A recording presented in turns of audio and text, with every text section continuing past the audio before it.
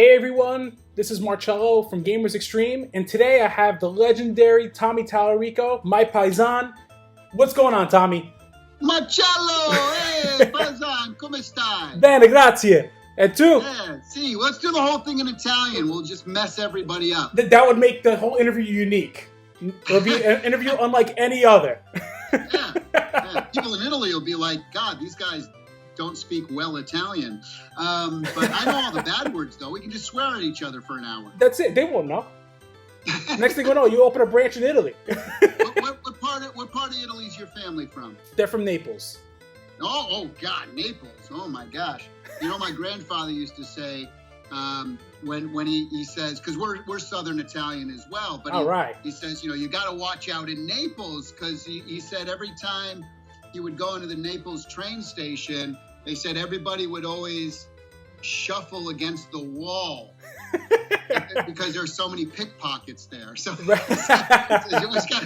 always got to be careful in the Naples train station. My grandfather always used to tell me. So you got to be careful when you're in Naples. It's probably not like that anymore. It's not. I'll tell you what. The train station there is beautiful. I was just there a couple years ago, and they renovated it. The best. Did you go to Capri? Oh, of course. Yeah, we stayed on Capri. You know, a lot of times people make the mistake. They get to Sorrento, right? Yes. The Amalfi Coast, and then they just do the day trip to Capri. Yes. But you don't get to see the amazing beauty and the gardens and you gotta at least stay a night in Capri. You do. But have you ever been to Ravello? I have not. I know of it.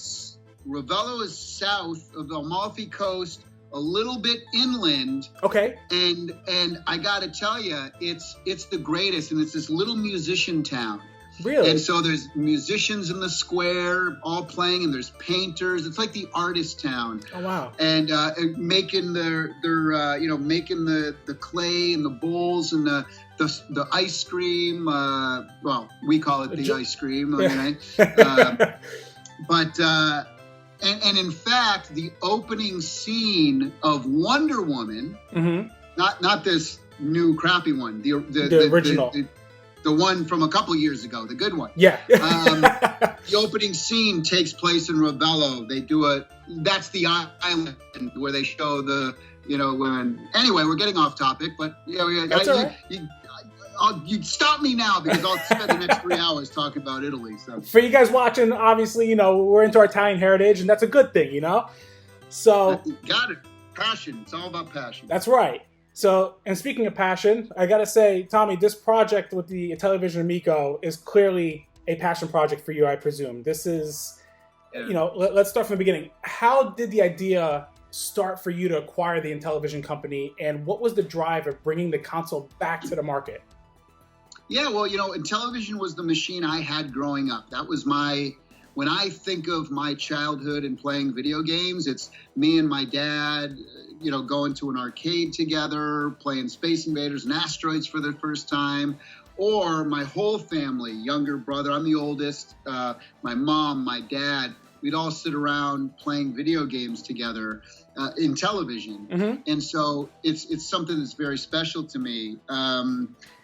And I just, I've been in the video game industry 32 years now, and I kind of saw this huge gaping hole over the last 10 years of the video game industry, which is, I couldn't really play any video games with my wife or my mom and my dad. We used to play all the time together. And like my mom bought a Nintendo Wii. That was 15 years ago. Mm-hmm. And, let's go bowling, whatever. And it was so much fun. Like, I can't believe I'm playing video games with my mom. And, but my mom didn't buy a Switch, right? I mean, right. It's a different audience. As amazing as the Switch is, mm-hmm. It's a different type of audience. And with PlayStation and Xbox, I mean, me and my dad used to play sports games all the time. You put a PlayStation 4 controller in my dad's hands, and it's a non-starter, mm-hmm. Agreed. And then, of course, on the opposite end of that spectrum is, mobile, right? But the problem with mobile, of course, is that it's all solitary. It's all just you staring into a screen. and you know, the hyper casual games and zero curation, and they're always trying to suck money out of you on the mobile.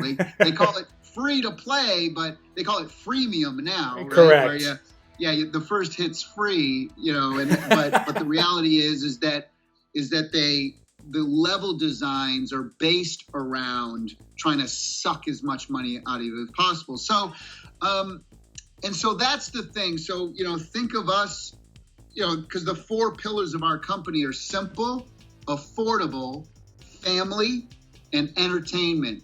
And that spells out the word safe. Because we don't allow violent content, we don't allow sexual content. We're kind of building the Disneyland of game consoles, if you will, the way it used to be like in the 80s, right? Right. We curate all of our content, so we don't allow garbage, or everything has to go through us and hit a certain level of quality. All of our games are $9.99 or less, nice. And there's no microtransactions. There's no in-app purchases or in-app advertising. Nice. The system comes with 2 controllers. Oh, there it is. And they're very simple to use. They have a touch screen and a simple disc, microphone, LED lights, speakers, wireless contact charging, gyroscope and an accelerometer, nice. And force feedback. So, you know, really fun, simple to play. And you can also use your mobile device, download our free app, and hook up to 8 mobile phones to the thing as well, too. It comes with 6 premium games right from day one, and it's the same price as the Wii was 15 years ago. Nice. You only got one controller and 1 tech demo back then with the Wii. So, and that's our whole thing, is that, you know, there's 200 million hardcore gamers in the world. Those right. are people playing Xbox, you know, PlayStation, Switch, and our friends, the Master Race on the PC.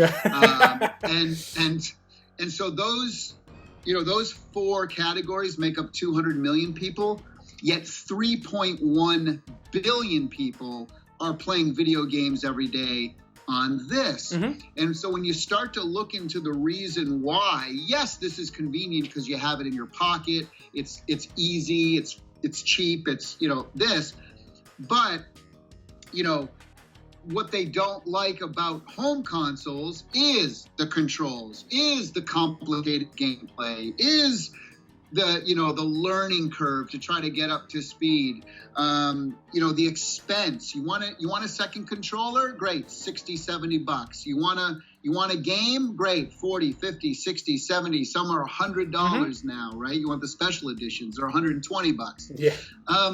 And so it's expensive. And then how many couch co-op games are there for minimal now. The Xbox Series X? You know? And again, I'm not trying to put any of these companies down. I love them all for different reasons, but I'm just trying to point out the differences and how we're unique to everything else that's out there. So kind of think of us like in between mobile gaming and like the Switch, right? Okay.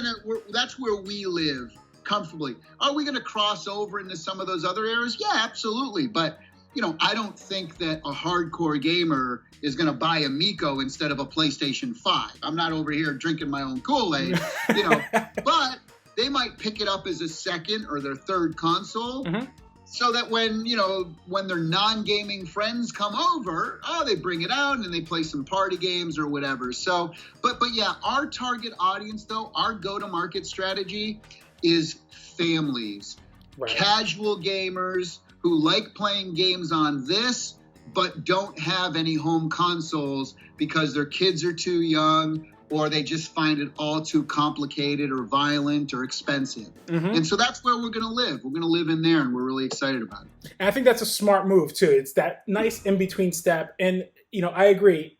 I've been gaming since the NES era. But right. I also started on the Atari 2600. I remember...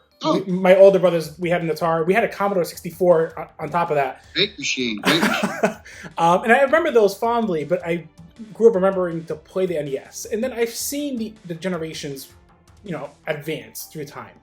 Yeah. We've gotten to a point, and I agree, that it's gotten a little bit more convoluted, a little less user friendly for somebody who's maybe not played a console or not played a game to be given a controller and you say, okay, here are the buttons. You got to do this to jump, do this to attack, do this to turn around, do this. Once you start telling them all these things, they're like, wait, what? Like, there's too much complication. And, you know, I look at the fact that I have a family. I have a daughter who's going to be 2 years old. She's at 20 months yesterday. Right. You're not going to put her on a Roblox at 4. No. You know? And when I saw the Amico and I heard about it, we, you know, I still didn't have a child yet, but when it was first announced, I was excited about this. I'm like, this is really cool. I think this is a very smart move. It's something that's different. It's that kind of halfway step to the mobile market, and like you said, like the Switch. You're kind of like, where do we get more people that are casual, but they want more? We don't want to compete with Nintendo or Sony or Microsoft. We're not insane.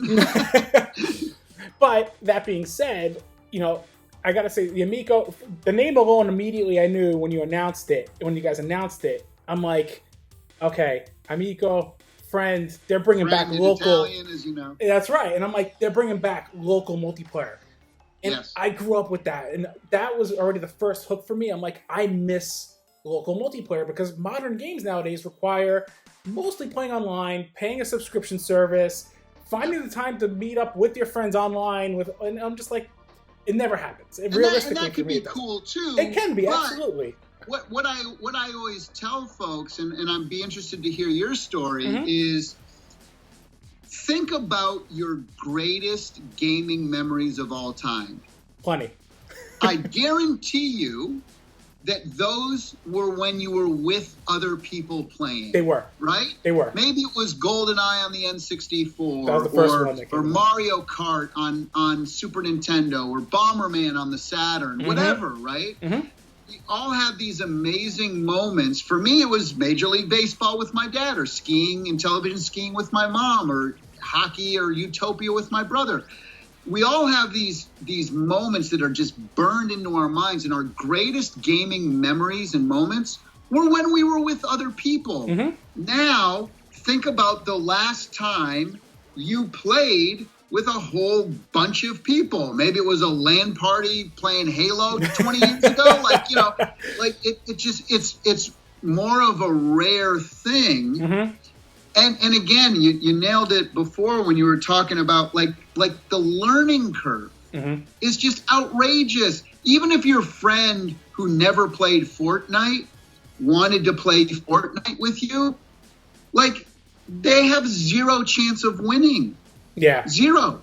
Yeah. You know, it's like you almost have to like train for months in order to like get to a spot where you're feeling good. Whereas our whole idea, bringing back those kind of retro sensibilities where, you know what, anyone can walk up to a machine, put the quarter in, Pac-Man, up, down, left, right, Frogger, up, down, left, right, get to the top, I get it, go. Right. You know? And so that's kind of where we're approaching it. And, you know, look, graphically, we don't try to compete or compare ourselves to Nintendo or, God forbid, Sony or Microsoft or PCs. You know, we're not, again, we don't have billions of dollars in the bank, and we, you know, we don't have the infrastructure of those people. We don't have the marketing arm. We don't have the infrastructure logistic experiences. We don't have the technology. But you know what? We can't compete in any of that stuff. But you know where we can compete? We can compete in ideas. And we can compete in design, right? Game design. At the end of the day, it doesn't matter how fancy the graphics are, because if the game sucks and it's not fun, it doesn't matter if it has realistic graphics. Whereas the opposite is not true. The opposite is a game could have so-so graphics but be super fun to play, and that's the important thing. And that's where we live. We live and breathe in fun to play, simple to understand, and everybody can play it no matter what your skill level. You know, in the office, I have people that walk in, and I've been playing Amico for 2 years here, right? I created the thing, I designed the thing, I'm designing the games. No one could be closer to these things than I am. And people will come in, play it for the first time, and beat me. like legitimately beat me, Nice. and I love it. And we're high-fiving. That's the idea behind Amico. And I think it's just something that's lacking in the industry. And that's why, I decided to do this. Well, I'm glad that you decided to do this because, again, it gives a nice shot in the arm for the industry. I think it's something the industry needs, is that return to form. So you mentioned something about designing the console, and that was perfect. It segued into my next question is, the console is very sleek. It reminds me, here's the thing, I'm a sucker for LED lights. My wife, I tell my wife all the time, the reason I bought my car was because the second I saw LED lights in the car when I opened it, I'm like, this is the car I want. I didn't even test drive it. I just knew it was that. Now, it takes me back to when I saw the console. I remember the Wii. The original Wii having the LED light and the disc drive, and I used to love having that blue light on. Just one LED. That was it. We got 64, one. By the way. But they had to one. That was great. It won. Yeah, now you have 64 times. One was epic. And seeing the LED lights on the console, and now you just showed on the controller, on the disc itself, is awesome. Like, to me, that pops. That really stands out as something that would catch someone's attention. And the lights, too, on the buttons, too. Oh, yeah, so it's like, even when, so you don't have to say, hey, Grandma, hit the Y button. Right. Or hit the R3 button. And Grandma's like, what the hell's R3, And that's when you take that right analog stick and push it down. What? Yeah. Or whatever. So, but here it's like, push the red button, push the blue button, whatever, So right. It's so much easier and fun. But again, anyone can pick up and play it. So how long did it come up? How long did it take to come up with the design of the console and the controller? Like, how did that come about? What made you go like, okay, this is how I want it to look. I want it to stand out and look sleek as hell. We actually get into big detail about this. If people want to check out our YouTube channel, we have it's called our hardware overview or hardware design video or whatever. It's like a 10-minute video where we, really get into depth with the designers about that. But for me, I wanted to, being a big Intellivision fan, I wanted to, and do I have another, I don't know if I have an original Intellivision controller on my desk somewhere. But, I wanted to, pay homage, whatever the hell you say it. Homage. It's a funny word. We wanted to do that. To the old Intellivision, to the original. And, wait, there it is. Hold on one sec. Go for it. Here it is. Okay. So you can see the original there. So you can see where it has similarities, but with the disc and stuff. But I really this had like hard corners and the buttons were small and kind of hard and you had this analog pad kind of pad and the backs were okay. But so this, you'll see, the corners are curved. It's shaped a little bit like a bar of soap. You can see how it curves down a little bit, which grips hold nice in your hand. Your fingers fit right down, right inside there, really nice. The buttons themselves are really, you can really get your fingers in there really nice. And even little things like we flared up the back of the buttons a little bit. So it doesn't, so your fingers don't like slide off. It's just kind of like, it's a little raised. So it's a little more, cupped like that. So it's actually really comfortable and you can play it any way you want. So if you're a lefty or you're a righty or you want to play it up like this, or again, some games use the gyroscope and, there's a lot of different ways to use it as well. And so, so for me, it was like, let's use parts of the original. And the other thing that I started thinking about, of course, instead of this, let's have a screen. So that was easy. But the other cool thing that the original had was that you would put these back into the console itself. It was like really kind of slick and clean. Atari didn't have that. Atari was just a joystick you plugged in. Correct. ColecoVision had it, but they came after. But so I'm like, wow, wouldn't that be cool as if the controller fit right back into the base? And here's one of the bases here.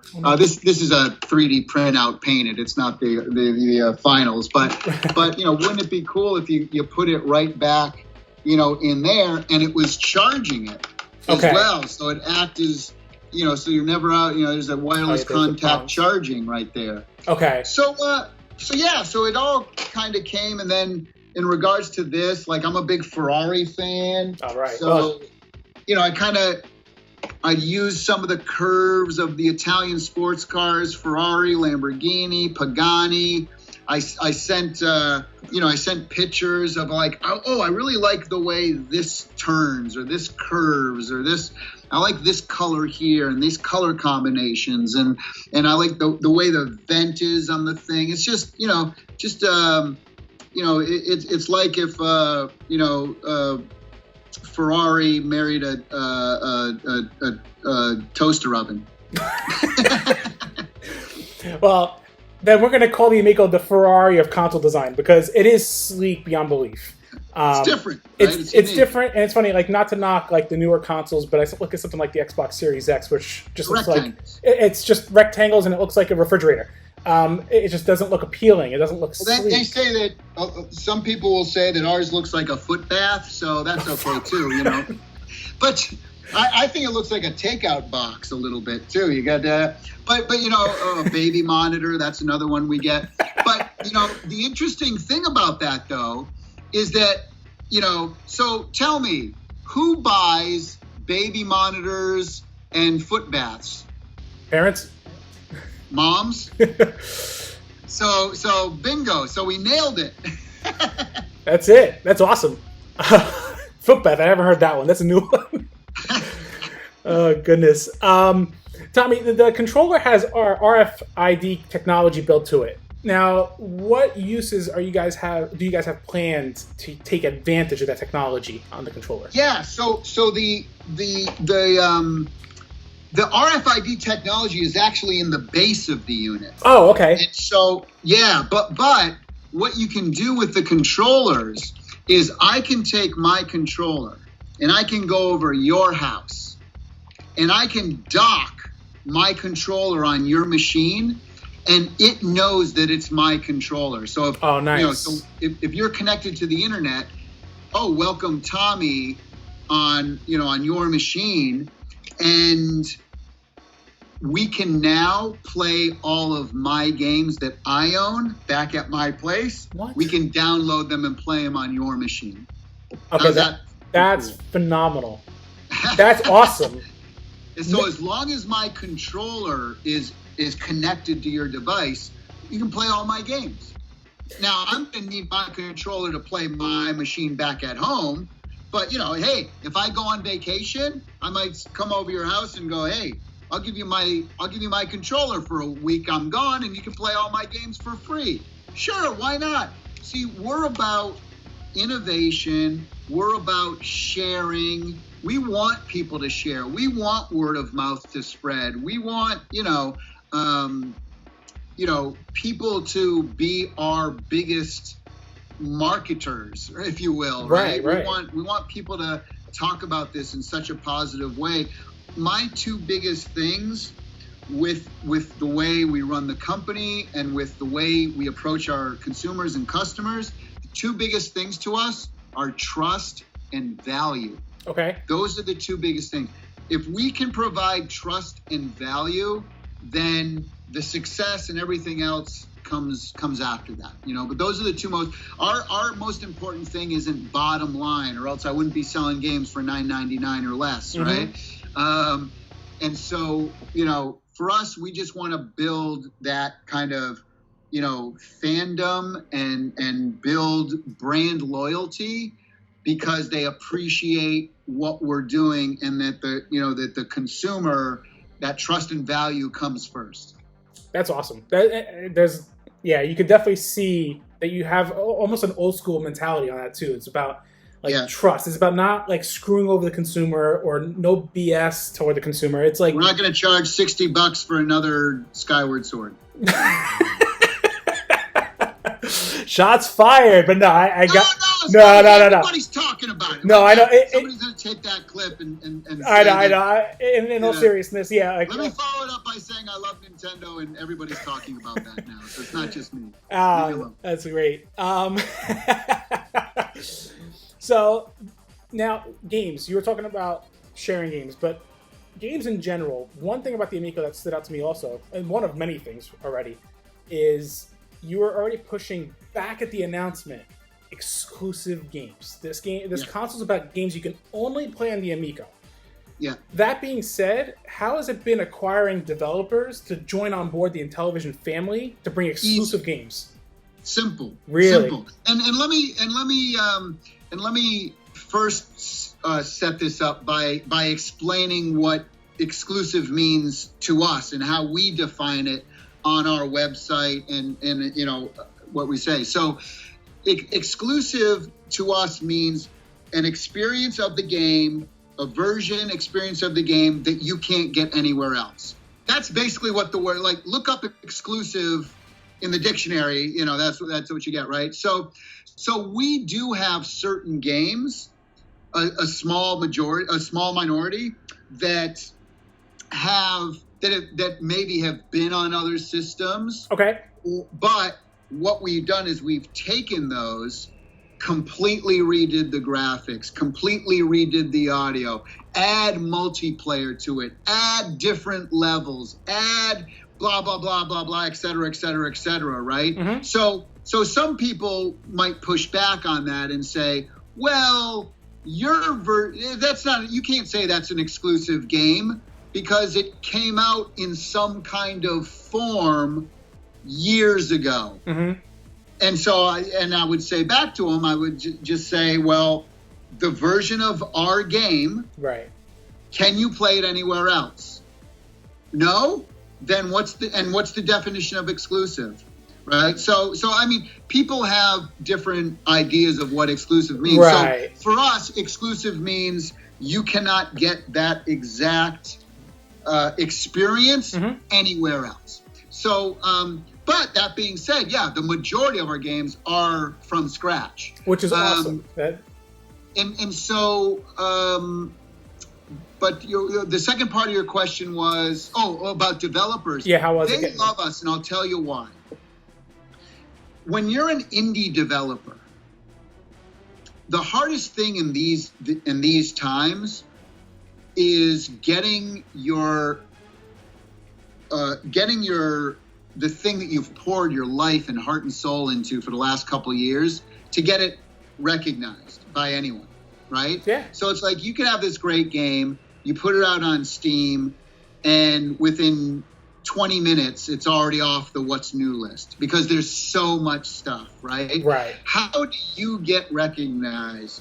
There are so many talented, young, and even experienced developers out there that you know, and how do they get the money? They got to bootstrap everything themselves, or they all live in one, you know, dorm room together, or they're living in their mom's, dad's place, their parents' place, because they're trying to save money, and then they're working on the weekends, and you know, it's tough for smaller developers who are extremely talented, but just never get the shot, right? Right. And so what we do is we find those people, we roll in there and go, you know what?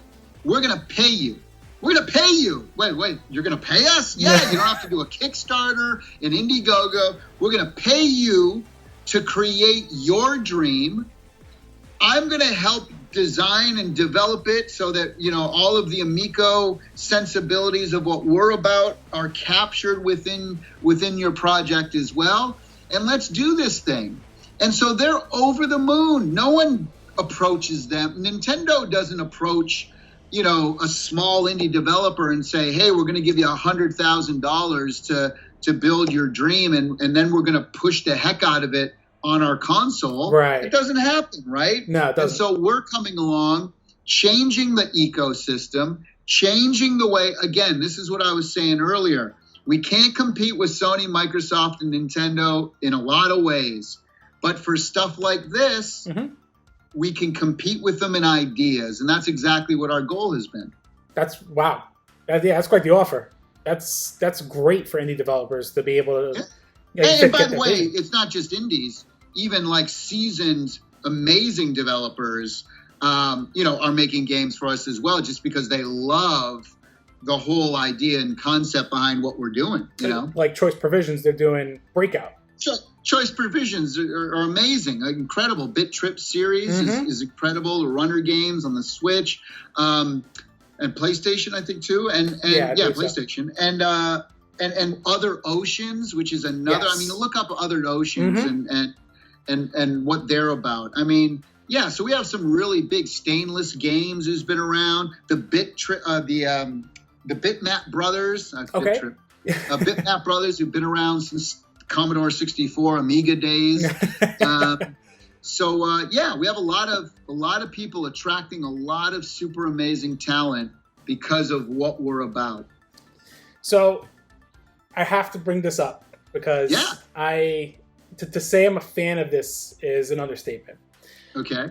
Earthworm Jim coming back with the original team behind the helm, which the moment that was announced, I said, the hell with it. I am getting this console. I don't care. This is the system seller for me. And I was already sold on the idea of the console. But that was the tipping point where I'm a diehard Earthworm Jim fan. Okay, cool. Love the games. I don't see it. Let me see. I see a Mega Man hat up there. I don't see any. Is that a Tekken guy? Street Fighter? That's Street Fighter. You know what? Hold on. I do have an Earthworm Jim figure. I see Mario. I see Luigi. Hold on. I got you. Hold on. I don't see any Earthworm. I see a lot of Mario love. Okay, hold on. This is a collector's item right here. Okay, there you go. Saturn on the 2. Yeah, you can put that CD right in your CD player and play all that epic music too. That's right. And that was one of the first things I did when I finally secured myself a copy of this recently was throw the disc in, get the soundtrack, throw it on my iPhone and listen to that. There you go.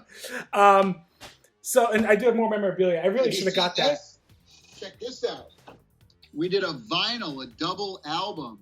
Earthworm Jim double vinyl album. Oh, that's nice. It's pretty cool. And here, I'll show you this because you're such a fan. So we got the cow on disc 1, and then but it's like translucent green, like for snot. Wow. From snot. So it's like translucent. You can see through it. Now, a normal person may have gotten lazy and rested on their laurels and done the second disc the same, but not this guy. We did Earthworm Jim's underwear, his underwear when he boxer dies. shorts, and this was all special. We had to make these special discs, but we also made a worm pink. That's awesome. 2 different facial reactions too. That's cool. Anyway, so thank you for sharing that. That's actually really cool. I like that. Gotta get my hands on that somehow. I think they were sold out. I think we did like a run of 20 or 30,000 of them. They sold out immediately, but I think people you probably get one on eBay. Probably. So Earthworm Jim, first, yes. Okay. And I'm going to have a few questions about this just because this was what I was eager about. I'll try to answer as much as I can without being too secretive. Got it. So, I know the game's obviously in early development stages, but yes.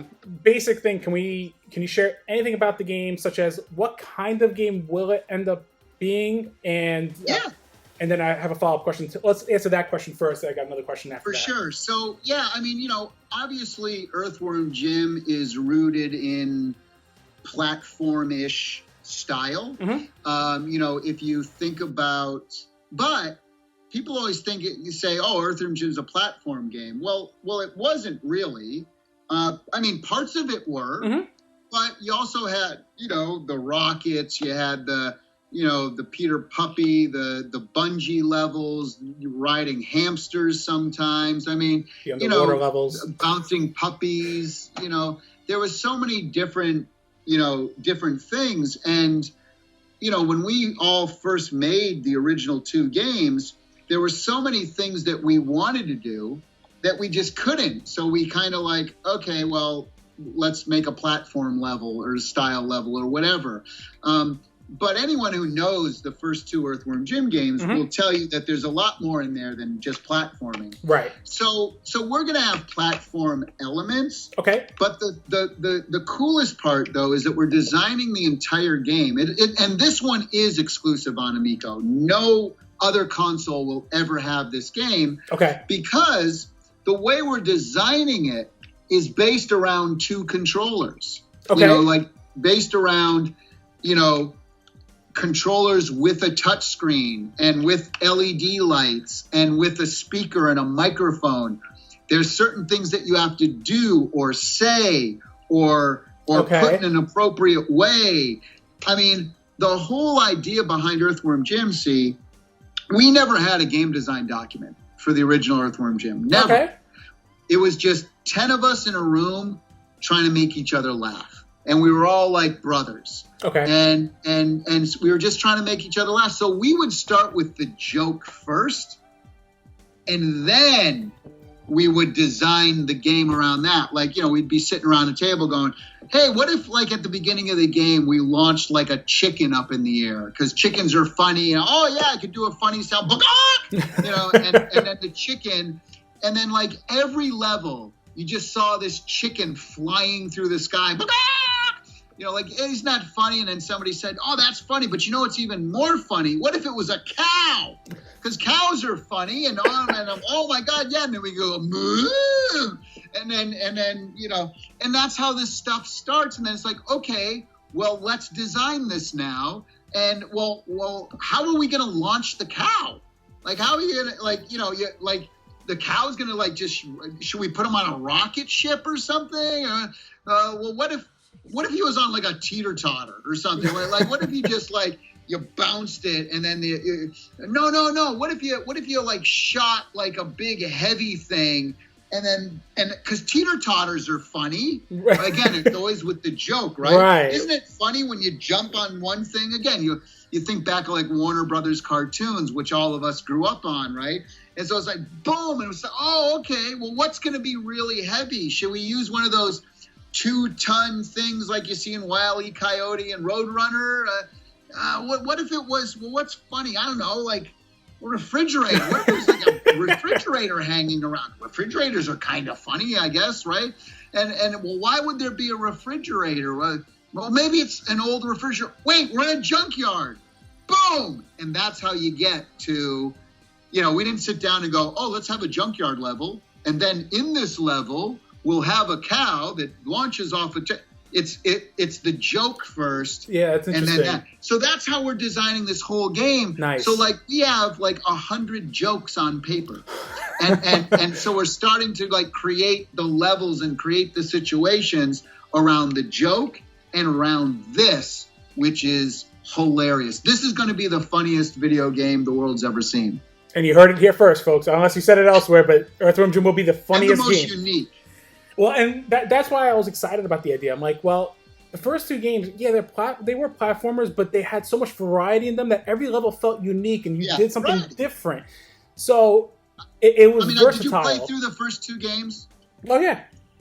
Remember, like, in the second game, you're like, you know, in the Villi people, and it was playing Beethoven. Yes. And then all of a sudden you showed up and you were at a game show. You were at a game show. Yeah. Like, what the hell's going on? And I remember thinking that too as a kid. Unexpected. I remember as a kid going through that, and I'm like, I don't know what's really going on, but I'm having fun. And then as I got through that level and I got to the game show, I'm like, what just happened? But it was hysterical. You could never really expect what was coming next, and that kind of kept you wanting to continue playing the game. It was part of the game's charm, was that it was so unexpected. Exactly. The soundtrack, will you be returning to compose it? Oh yeah, for sure. For that one, for sure. Yeah. And I've been doing, I'm the audio director. We have 50 games in development right now. Okay. We're trying to put about 35 out on launch. Nice. And I'm the audio director for almost every single one of them. And I'm doing a lot of the sound design. And, music takes a little longer, but I'm the audio director and music supervisor for all of them. So there are ones that I'm writing some tunes for, and when I get some time on the weekends, that's when I kind of dedicate to audio, is on the weekends. Like just this past weekend, I was doing some snafu music. So okay, yeah. Awesome. So the other question with this was it a challenge to get everyone together again, or was everybody just like, hell yes, let's do it? We've been talking about it for years, and you know, when we first got together, I rented this big, amazing house on the top of a mountain in Laguna, on the top of a cliff in a mountain in a canyon in Laguna. And Laguna Beach, and it was incredible. And when we all got together the first night, we spent like 3 days together, and when we all got together the first night, it was all just basically catching up, you know, because, you know, the 10 of us or whatever, we hadn't been in a room together in 25 years, you know. And so the first night was just all catching up with life and kids, and oh my God, you have a 20-year-old now? How did that happen? Because we were all friends. Not only did we work together, but we'd all hang out together. Like we all, you know, went to lunch. None of us were married at the time, so it was all just, you know, we were friends and workmates, and we spent every waking moment together pretty much for years, right? Right.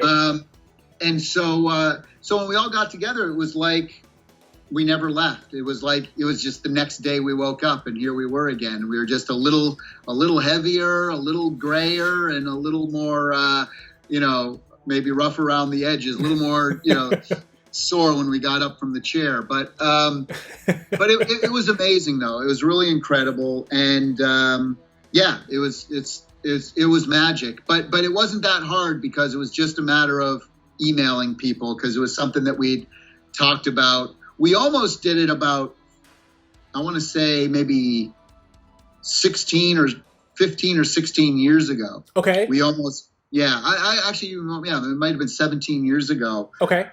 We had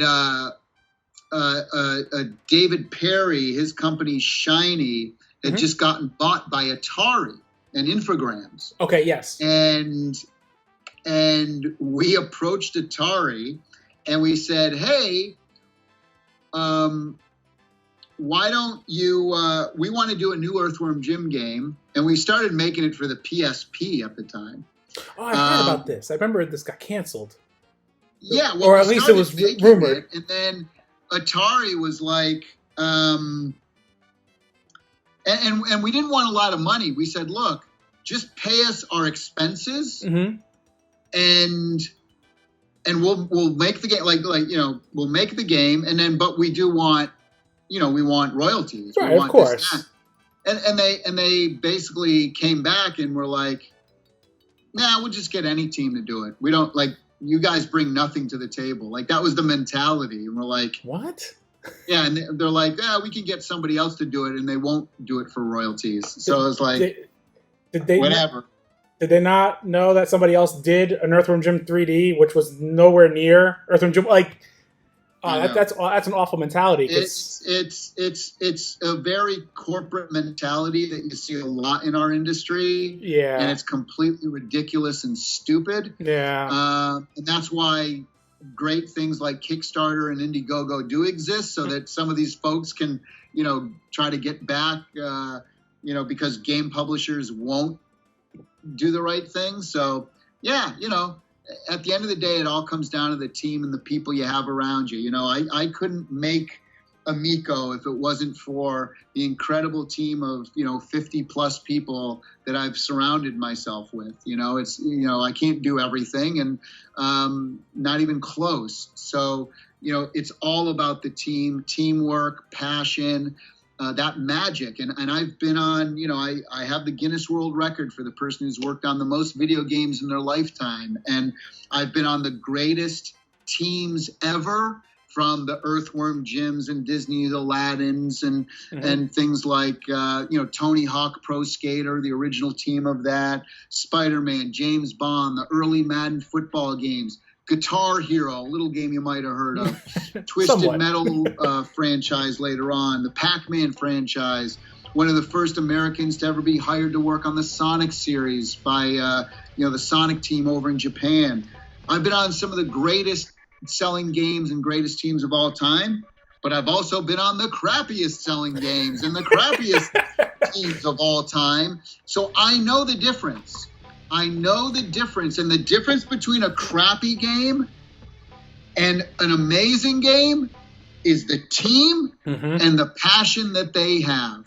And that's what not a single person left at 5 o'clock when we were making Earthworm Jim. We didn't have to ask to stay the weekend. We wanted to, And I've stated this with some other people as well, that you could tell a difference between a project that was put out just because that was a project that a company wanted to put it out, or there was a team that was passionate about the project, and it clearly always shows in the final results of the product. Totally. And that's our approach to everything we do, from the hardware to the back end, to the leaderboards, to the software, to the games, to the physical media. Everything we do, we put that same amount of passion. How can we be different? How can we go, do something where people go, oh crap, really? Oh wow, that's so cool. Why hasn't anyone done that? So that's what we're about. Again, ideas. We always say we kind of feel like we're the Willy Wonkas of the video game industry. How can we do something special and unique and kind of out there, but that's still super cool? Absolutely, and you need that. Like we stated earlier, it really, the industry needs that more than ever. Yeah, I think so. So that being said, I am totally stoked for Earthworm Jim. I mean, I wish I had more memorabilia to show you. I felt bad when he said, like, oh, where is it? I'm like, oh, like it's all in my closet. Like I have another display in the side of the room. But like, yeah, I'm totally stoked. Can't wait for that. Awesome. One of the fans actually had a question they wanted me to ask you. Sure. This is more actually on your career in a sense.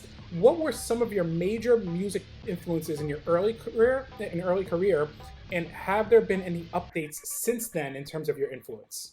Great question. So my musical influences, at a young age, was Steven Tyler, whose real name is Steven Tallarico. He's my cousin, also known as the lead singer of Aerosmith. Wow. So obviously, when that type of, rock star status god is somebody who you kind of grow up with. I mean, he's 20 years older than me, but I grew up seeing and knowing. That's pretty incredible, right? Absolutely. So he's one.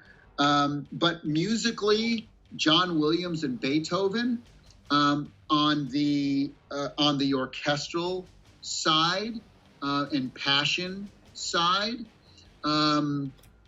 But for guitar, and probably one of my biggest songwriting influences, rest in peace, Mr. Eddie Van Halen. And when his death hit, last fall, man, I still haven't got over it. It was like a piece of my childhood died with him, and he just brought so much to me in so many different ways. So that was a tough one, but and has it changed over the years? It has, in the sense, those are some of my earlier influences, but like a very dear friend of mine, his name's BT, Brian Tranzo, and I actually produced one of his last albums with him called Electronic Opus. So I got to work with one of my musical heroes, and he's an absolute genius. And the album's incredible. Please check it out. Electronic Opus by BT. Yeah, I like some of his work. Oh, he's unbelievable. He's just on a different level. He's like the Einstein of music. He's just incredible. And so his music, and he's more of a trance electronic type guy. And even like bands like Delirium and Enigma, which are also very kind of, electronic trance. That kind of music wasn't really around when I was growing up. So as that kind of became a thing in like the early and mid 90s, those kind of beats and vocal, vocal passages and things like that, and the way they use the strings and the chord progressions and the arpeggiated synth patterns and stuff like that, that starts to, as you listen to more of that stuff, that starts to creep in to you as well. So yeah, I'd say electronica music later on. Awesome. Yeah, and that's actually, me personally, that's kind of like my genre too. That's what Cool. that's actually one of the reasons why I've always loved the work that you've done. It's just been like always in that ballpark genre of like what I've always listened to. So when I heard, actually, for example, one of the games that I didn't realize you even composed until after I beat it was Spider-Man for the PS1 and N64. Yeah. And I remember my brother and I, when we picked it up on the N64, the rooftop chase, and I remember we played it like, wow, music's awesome. And then seeing that was you, I'm like, holy crap, really? Like that was Tommy Tallarico. I liked, my favorite song on that was the Mysterio boss. I was just listening to that before actually, because that was one that stood out for me. Yeah, it had a really cool. I had that synth line going. It's hard to because of the way it's hard to hum. You can't hum that piece, but it was and that funky drum line and bass line going. And then once you have the guitar riffs going in there too, it's like it's even more intense and just like it really brings you into the fight. A long time. I'm gonna have to go listen to that after this. I haven't heard that in like 20 years. Recommended. Just heard it like literally before the we started discussing it because it's one of my favorites.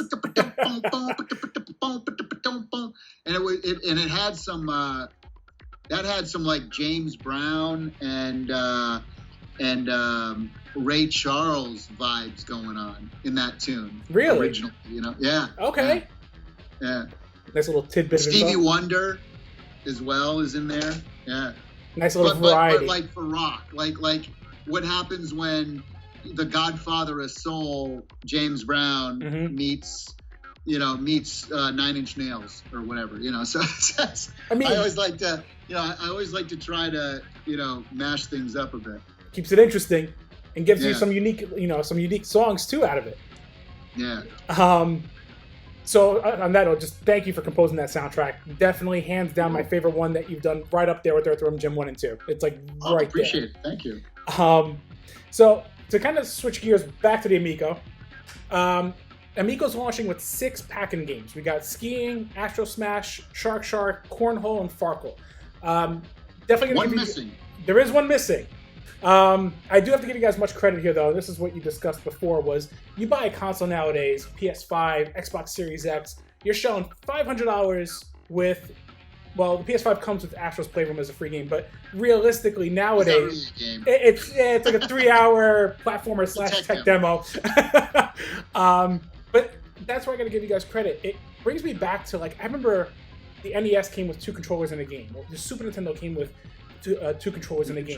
That was by the way, that was the last video game machine. It was that came with 2 standard controllers in the standard package. Yeah, because then once the Saturn, PS1, and 64, that whole 6th generation came. That was it. And well, you could buy them in like certain bundles, like at Costco or something. But the last machine to come with 2 separate controllers was 30 years ago. People say, well, what about the Switch? No, that's one controller that you can split into 2 little 4-inch things. Right. But last system was two controllers. That tells you all you need to know about what the focus of the video game industry has been over the last 30 years, right? And that's where it comes back to, like, this is where it's a revitalization, or rather for people to realize that there was a time that you got 2 controllers standard out of the box with a game, with legitimate full-fledged games to play out of the box. So I gotta say, you guys did another smart move on that. And the other question would be, or the question to this would be, is there any update on that 6th pack-in game? Is it maybe Night Stalker or no? Okay, so we know it's not Night Stalker. No, it's not Night Stalker. You can keep guessing, but you're not going to answer, and that's fine. It's a game. I'll tell you what it is. It's a party game. Okay. And it's a game that tests very, very high, off the charts with non-gamers and family people. And so that'll be the 6th pack-in game. Okay. All right. Kind of keep me guessing. And we're gonna part of the, just so you know, the reason that we're not saying it right now is because we're gonna say what it is and show what it is closer to launch. But it's such a unique and easy and simple idea and something that I helped to design with the developer. that we don't want, like, people could rip it off if they wanted to, okay. I think. And so well, it would be tough because you would really need one of these, but you could do it with phones hooked up to a PlayStation or Xbox or something. Or could you do it with a Switch if you had 4 switches? I don't think so. Yeah, I don't know. It depends. Maybe. There's probably a way. But anyway, so yeah, it's a really unique thing. So that's why we're holding it back. All right. It keeps it kind of exciting. And it gets people thinking and talking and wondering. Well, it does. And that's why I'm like, wow, thinking about it now, they still haven't announced that 6th game, but you still have time until launch anyway, trying to keep people guessing. 6 months. Yeah. Now, you mentioned early into the console's reveal that you guys are focusing on 5 genres of games. You have classic reimagined games, original new games, sports and recreation, board, dice, card, puzzle, and edutainment, educational. How'd you guys come up with that philosophy for providing something for everyone? That was just me sitting in a room by myself, opening. I have this Wonka book that I have about 4 of them, but this is my Wonka book. I have another one over here. I do a lot of writing in, and I got actually 4 of these. But and so that was just me sitting down in a quiet time, trying to figure out, the casual market, and looking at all of the looking at what the most popular things are in the casual market, knowing my own roots, loving retro so much, dipping our toe in. Well, we got to give something for, like, we want gamers to like this too. We want hardcore games. So again, you think of games like Night Stalker or Cloudy Mountain, some of those games, are more towards, hardcores will enjoy those more. Some of the 2D shooters we have, platformers, whatever. But yeah, the card, the dice, mom, kids, grandparents with the recreational sports games, whether it's cornhole or darts or pool or skiing or any of that stuff. That's how I just kind of came up with it. I looked at what was popular in mobile. Okay. But in my own way. I didn't just because if I just looked at that, we'd have, 10 match 3 games and bubble pop games, and we don't have any right now. So we'll probably put 1 or 2 out eventually, but because they'll demand it. Yeah. So I just took my kind of own gamer perspective on, a gamer looking at the market for families, for what I felt was lacking in the industry. Just kind of came up. Originally, it was 4, actually. Originally, it was only 4 categories, and then I expanded it to 5. What was the 5th category I added? Was it the educational one, or? Yeah, I think it was edutainment. Yeah, exactly. Yeah. So that's how I kind of came into it. Yeah, I like that idea. You already know off the bat, the console is going to offer these kind of games. You're going to get a little bit of everything for everyone. And, one of the lesser ones that will probably be talked about is the edutainment one. But again, like I mentioned earlier, I have a little girl that I know that when she's of age, I'm going to be like, yeah, I'm going to have you play some of the edutainment games on here. Like, I think this will be really cool and interactive. And again, I got to say, we have the Sesame Street license. We have Major League Baseball. We have Mattel Hot Wheels. We have some of the biggest licenses in the world, right? And we're working on a lot more partnerships. And they're not just licenses. Look, we're going to pay you $1 million so that we can slap Hot Wheels on. That's not how it works, right? You partner with these folks.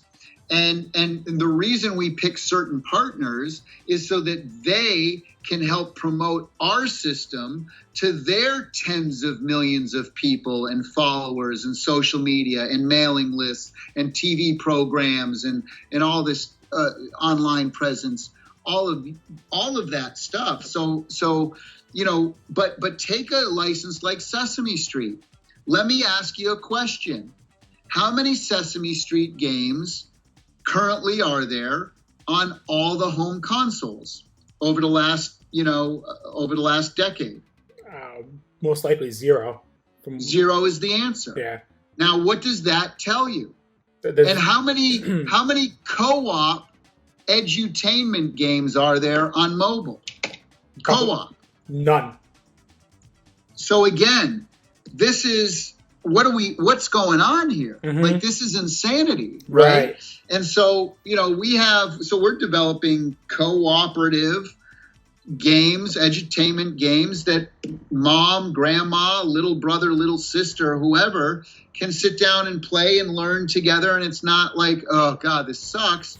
But you're sitting there mixing the bowl, cookie bowl with Cookie Monster. You're all doing it. You're doing it as a group or whatever. So, we're really excited about the edutainment stuff. And again, it's a area that even Nintendo, who's probably the more family brand out of Sony and Microsoft, right, or known as that at least,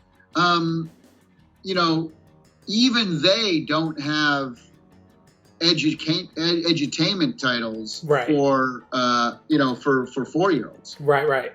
Yeah, no, for sure. And they don't have Sesame Street, which is the biggest edutainment license on the planet. Right. Always has been for 50 years. Yeah, it has. Actually, just to segue, this is perfect. You mentioned about Mattel Hot Wheels. By the way, another one of the biggest male licenses on the planet, no matter what age group. No question. I mean, I grew up playing Hot Wheels. I think anyone in the world knows what Hot Wheels is. That game is so fun too. So you've already seen some early work of this Hot Wheels game coming to the Amico? Oh yeah, no. I mean, I helped design it. Nice. I mean, I did a lot of the design. We haven't shown that in like a year. We haven't shown that game, and we might be showing something soon. Okay. With a new coat of paint. People are going to be very impressed, I think. I'm definitely looking forward to that. I'm not going to lie. I've played Hot Wheels games when I was a kid. Fun. Hearing that, I'm like, cool. Fun. And the more people you play with, the more fun it is. So now... You play up to 4 people.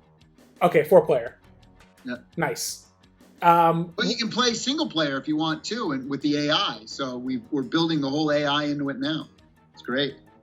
Okay, so we have multiplayer. Can focus on playing single player, which I mean, pretty much almost every game's going to have single player capabilities. Playing just by yourself with AI, correct? More or less. Yeah, every game has. I don't want to say every game, because we do have the Emoji Charades game, which is not a single player game. Yeah, but I'd say the overwhelming majority are both single player and multiplayer. Okay. So, before you mentioned about Mattel with Hot Wheels, did you guys, are you guys securing any other Mattel products for licensing for a game, or in particular? Yes. In particular, I mean, we haven't signed the deal yet, but we're certainly talking to them. I mean, I'll come out and say it. I don't care. We're talking to them about He-Man and Uno. So that was where I was going. So my brothers, both massive Masters of the Universe fans. When I told them, cool. Yeah, they got... Because that's coming back now, right? It is. So. I told them, I said, listen, they got a license with Mattel with Hot Wheels. So one of my brothers is like, Mattel has a ton of stuff. Like, are they going to get a He-Man game? I'm like, I'll ask. So hearing that, that's awesome. Rock'em Sock'em Robots. Oh, nice. Which I thought would be super cool. I remember playing with those back in the day. To do a Rock'em Sock'em Robot game, especially with the controllers. Like maybe have 2 controllers. One's your left hand, one's your right hand. That's awesome. Yeah. Oh, that would be cool. Physical format of games. Yes. There's been reports of this coming out. Is there any chance we could see an example of how that will work, or a time frame when we might see how physical format will work? Because I know that's kind of a big announcement for you guys to probably unveil. Yeah, we're holding that back because, that's going to be a big reveal on a big TV show or website. Okay. Or, tens of millions of people is what we're going to reveal that to. Because we got to give certain people exclusives, right? So if I just tell everybody everything now, then it won't. Then it doesn't. We can't utilize that to interest. Some of the bigger influencers and parties like that. So those things will definitely be coming closer to launch. So, okay. Late summer, probably we're going to be revealing what that is, demonstrating it. Nice. But again, we'll do it on a big website with like CNET or Wired Magazine or huge YouTubers with 10 to 15 million followers, that kind of thing. Okay, awesome. Or the Tonight Show with Jimmy Fallon. There you or go. Ellen. I'd love to see. I'm definitely excited for that idea. When I did hear that you guys are going to have that, I was glad because I'm a game collector myself. I prefer always having physical media. While digital is very convenient. Once I heard that Earthworm Jim was coming to the console, I'm like, oh man, that'd be really cool to have like a physical copy of. Not gonna lie, have a physical copy of Earthworm Jim, right? You gotta. Now, if you're saying He-Man too, I'm like, yeah, you're gonna have a physical copy of that too, because and our physical media is very unique. So okay, I'm excited. In fact, we have a little video. It's a reaction video, physical media reaction video. That. Because I showed a group of YouTubers, retro YouTuber guys, and I showed them the physical media off camera, and they all, and I didn't tell them to do reaction videos. They said, "Can we talk about this?" I said, "Well, you can't talk about what you saw, right? But if you want to talk about how excited you are and how unique you think it is." Or if you think it sucks, you can talk about how much it sucks if you want, whatever. Now you've already got somebody doing that for you. And they all made these amazing videos, so we kind of rounded up the best of the best. So if you go to it's a tease. The video itself is a tease. Oh, it definitely was. Freaking out about it. And it's like, but what is it, damn you? But it's pretty cool. It's pretty unique. Yeah. Well, and like you said, it'll keep people much like the sixth game that's going to be packed in, keep people guessing. It keeps Same people thing. Talking and wondering.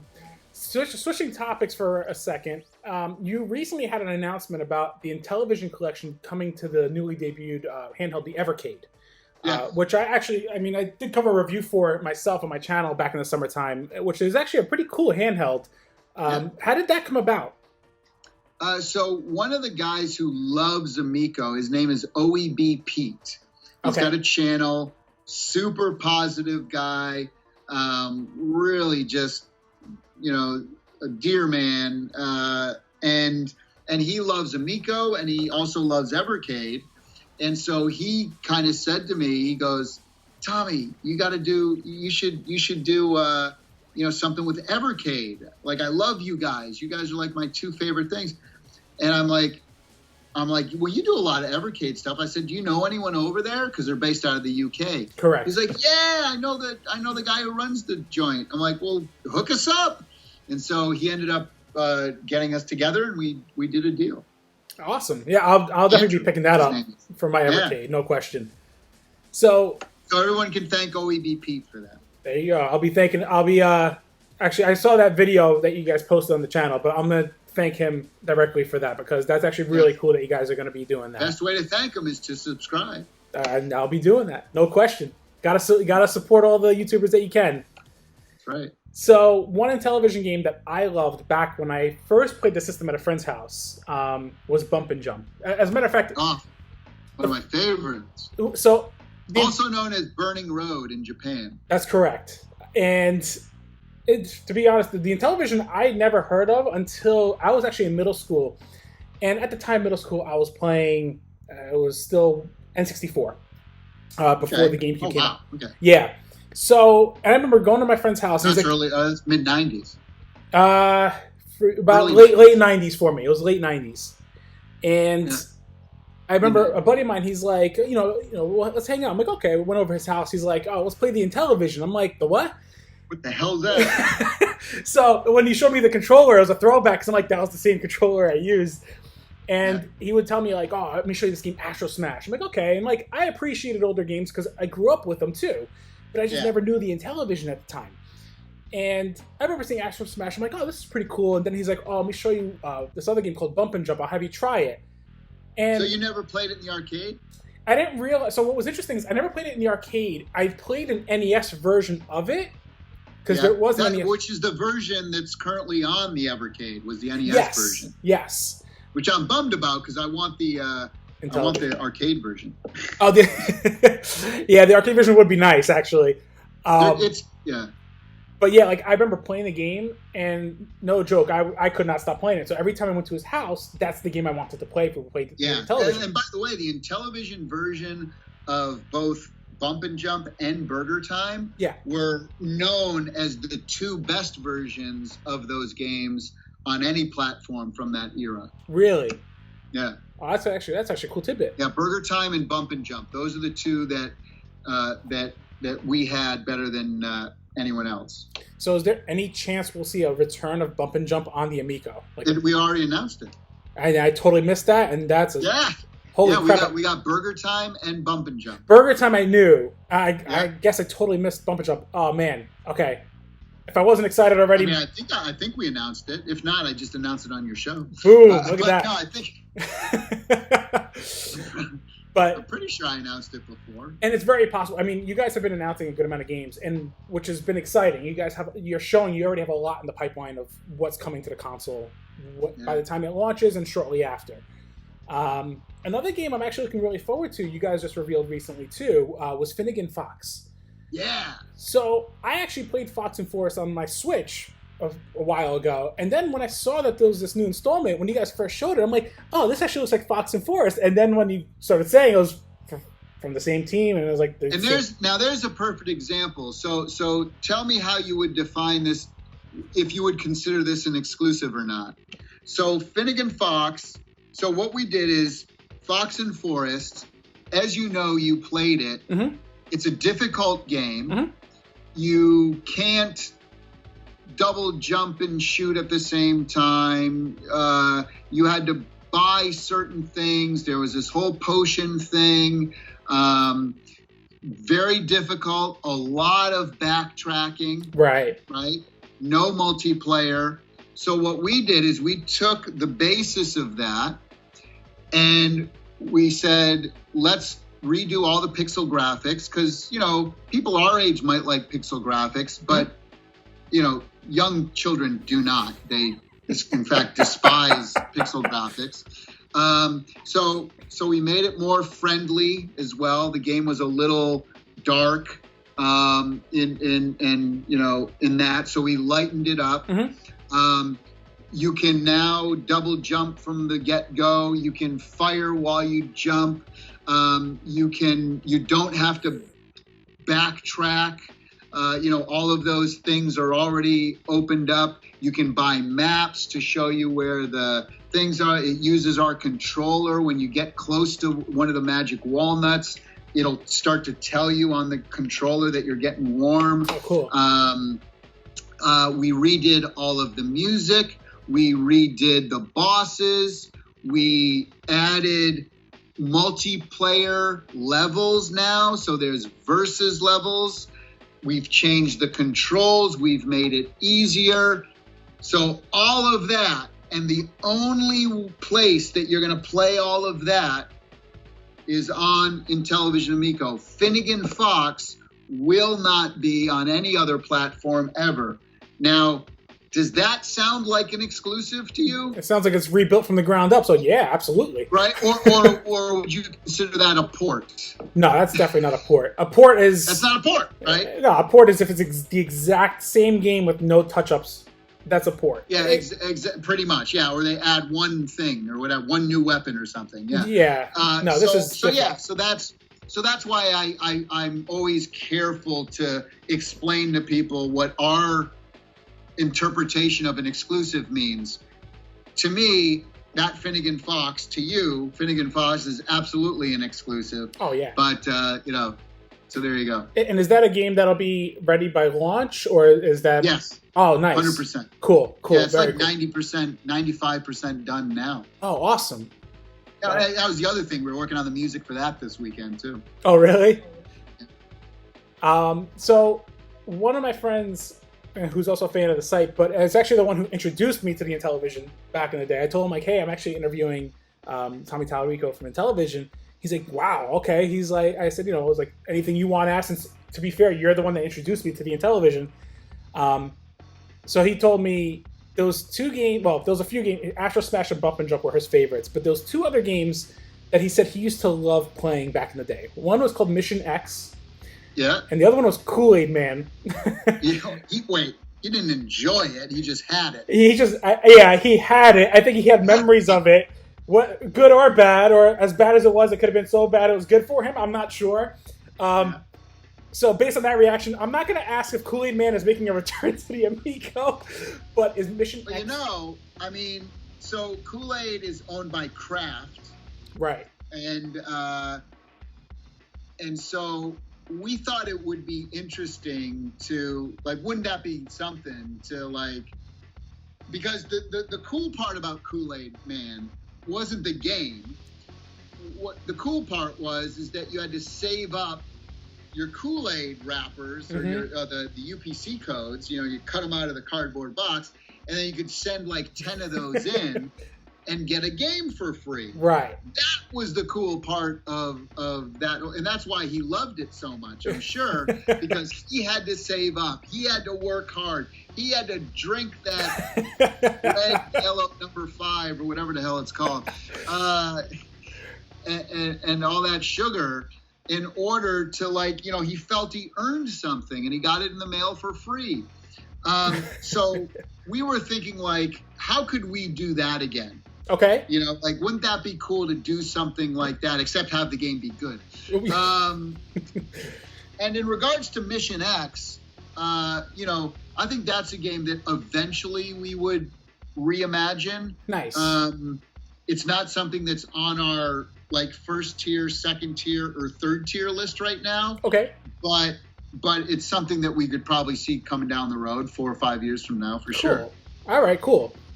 And then today you guys actually just dropped a teaser for Bomb Squad. Yes.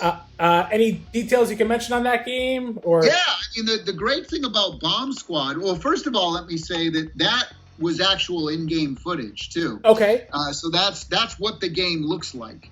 And or parts of it. But what's so fun about Bomb Squad is that you use the controller. It's like Escape Room meets Twister. So you're doing all these things with the controllers, and okay, the red player is got to tell the green player to hit the blue button. What? And then there'll be a thing on the screen, and you have to describe to somebody else what is on the screen, and then they have to figure out, because they see 4 images, and they have to figure out which one I'm trying to explain. Okay.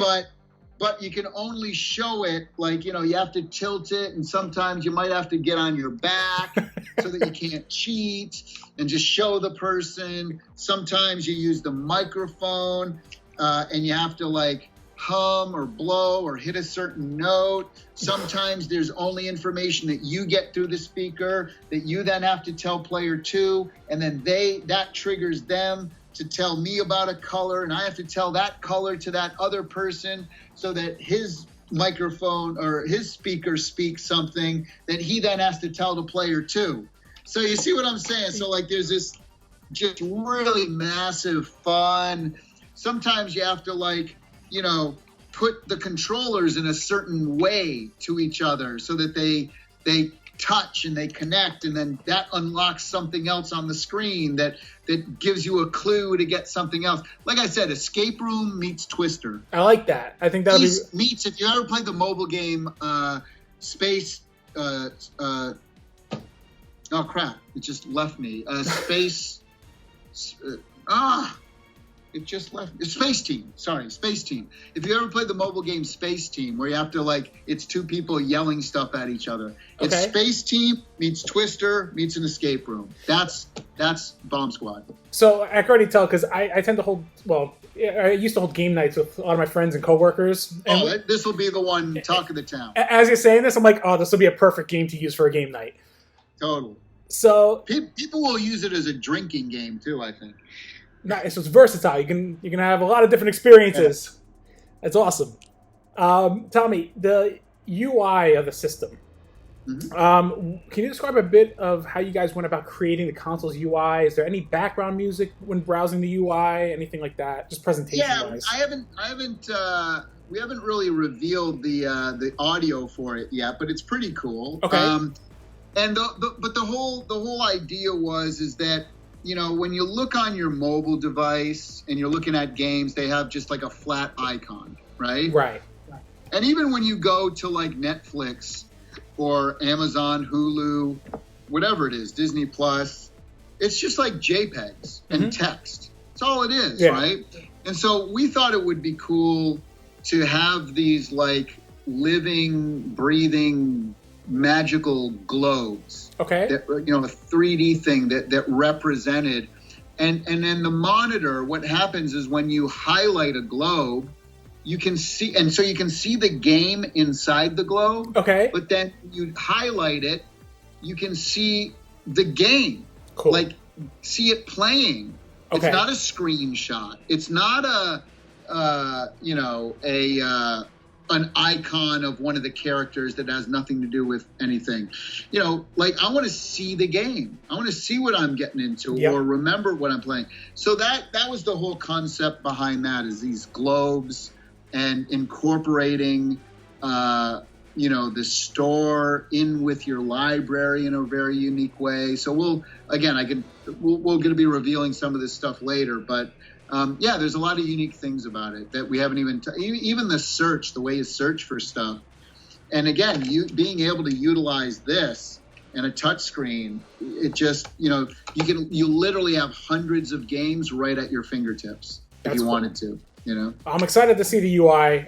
And it's simple and it's easy. And that's basically what your console's been trying to push since day one. So like, and you're keeping true to that even with the UI. Basically, again, just imagine, a grandparent buying them a Switch or an Xbox or PlayStation, whatever, and then just leave it to them in the shrink wrap. Just say, "Here, Grandma, set this up. Set up the Switch. Go ahead."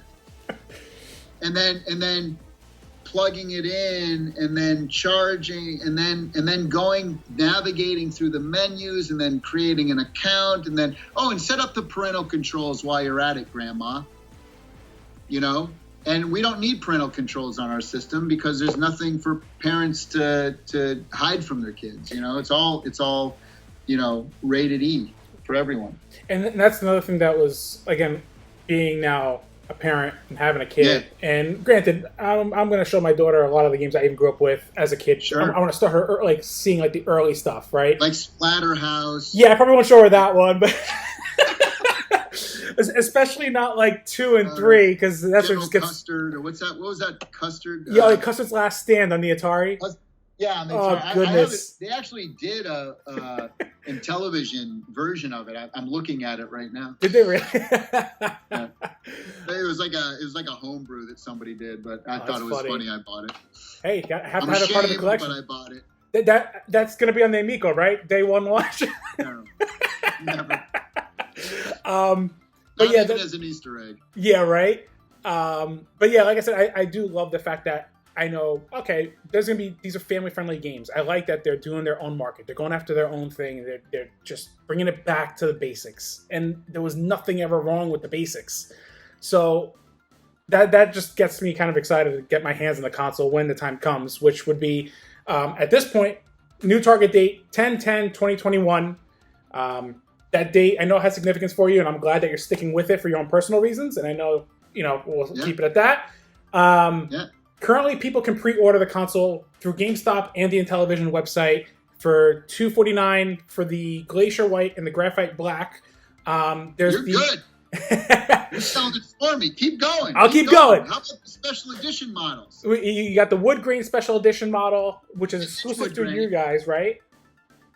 What's that? The Wood Grain Special Edition is exclusive to the Intellivision.com shop, correct? And then there's the Galaxy Purple one that's exclusive to GameStop? Yeah, that's exclusive on GameStop right now. Okay, and then there's also... And the third one...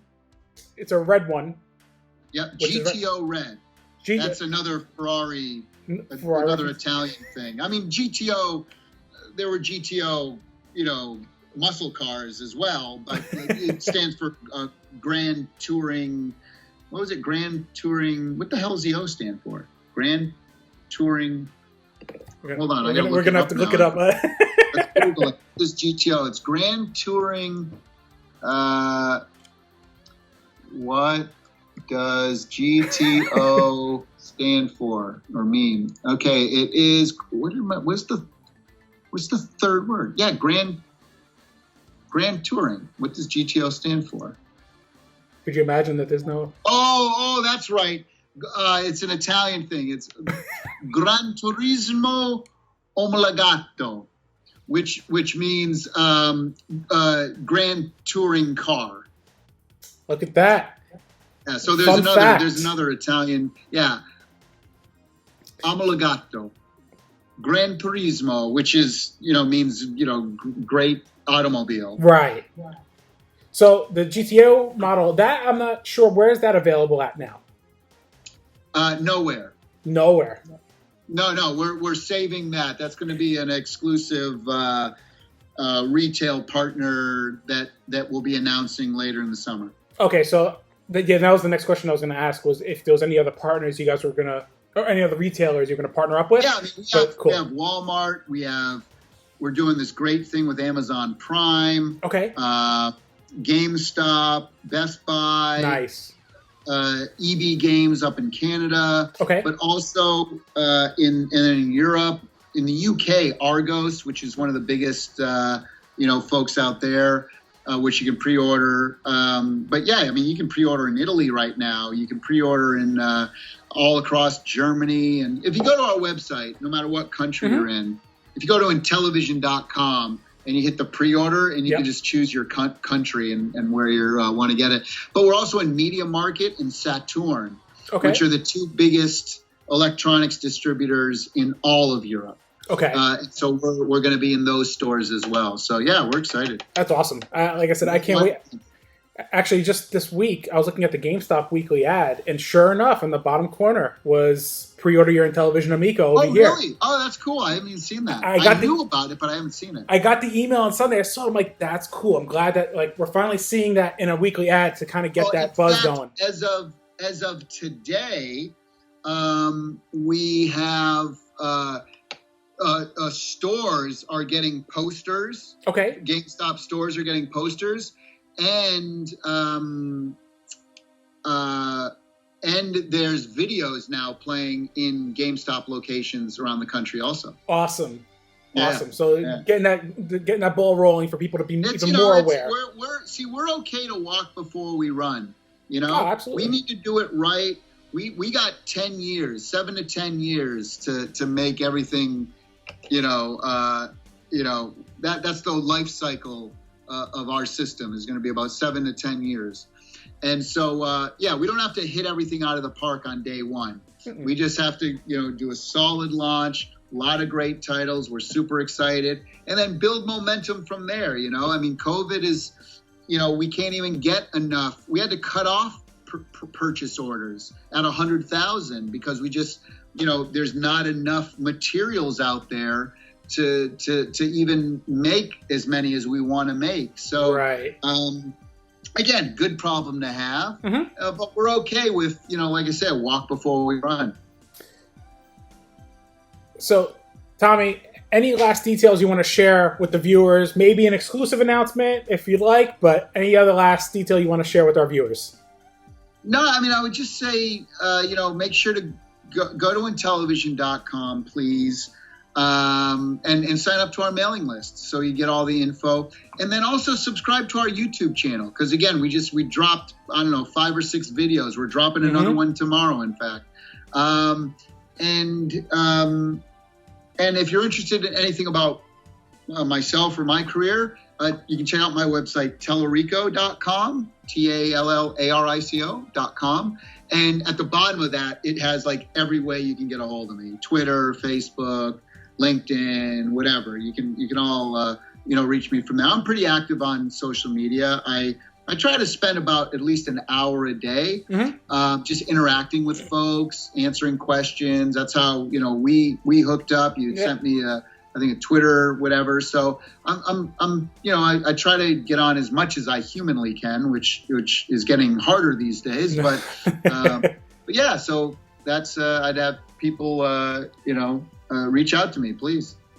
So there you have it, folks. The legend, my paisan, Tommy Tallarico, dropping a lot of tidbits on the Amico. Mio Amico. For those who enjoyed the video, be sure to hit that like button down below. Any questions or concerns or just anything about the Amico or Tommy Tallarico's work or anything like that, shoot a comment. If you haven't subscribed, be sure to hit that subscribe button. And as always, everyone, game on.